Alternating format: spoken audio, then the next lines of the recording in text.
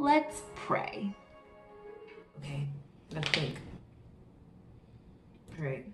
Hey guys, welcome to my channel. If you're returning, go drink some water and put on some chapstick. Thank you.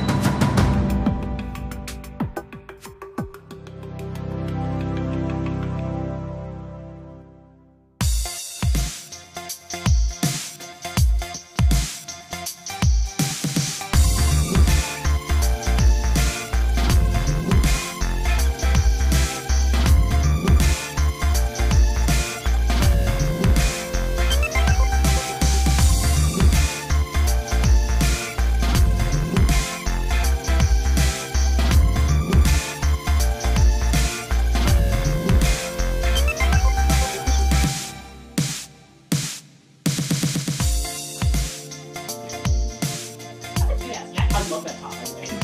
For sure. Like, they go ahead.